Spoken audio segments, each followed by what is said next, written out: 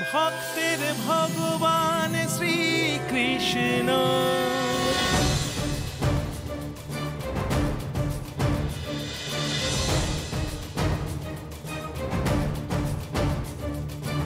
কি হলো কানাই? ওখান থেকে এভাবে চলে এলে তুমি?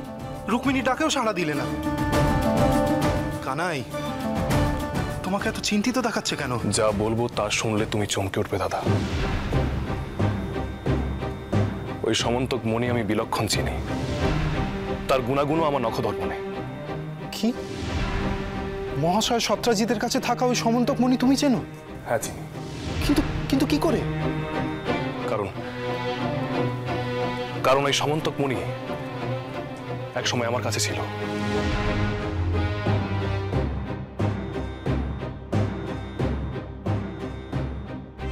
আশ্চর্য, সমন্তক মণি ছিল তোমার কাছে?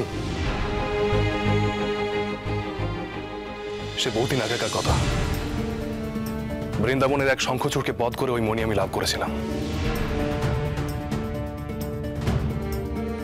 কানাই, আর সেই কথা তুমি তুমি আমাকে বলনি?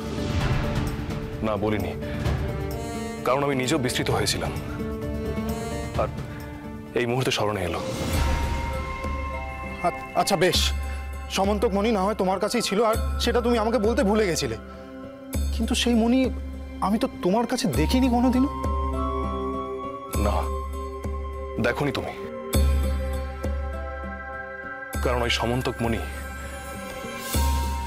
আমি একজনকে উপহার স্বরূপ দিয়েছিলাম।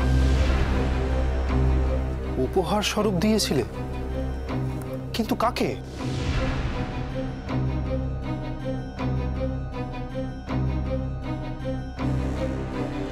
রাধাকে।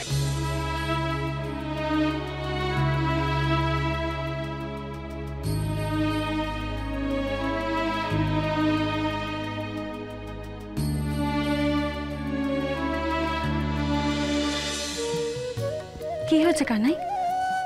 এমন অবেলায় তোমার বাঁশির এমন মধুর সুরে আমায় এখানে ডেকে আনলে যে বড়? আচ্ছা বলো কি হয়েছে, না হলে কিন্তু আমার শাশুড়ি মা আর ননদিনী বড় গঞ্জনা করবেন। রাধা, আমি তোমার জন্য বিশেষ উপহার এনেছি। তুমি না এলে আমি সেটা দেবো কি করে? আচ্ছা বেশ, দাও, কি দেবে? আমায় তাড়াতাড়ি বাড়ি ফিরতে হবে, দাও। রাধা, সব সময় তোমার তাড়া, তাই না? বেশ, এবার চোখ বন্ধ করো। এই কিন্তু তোমার ভারী অন্যায় কানাই। আমি যদি চোখটাই বন্ধ করি তাহলে তোমার উপহারটা দেখবো কেমন করে? উপহার তুমি দেখবে রাধা, তার আগে চোখ বন্ধ করো।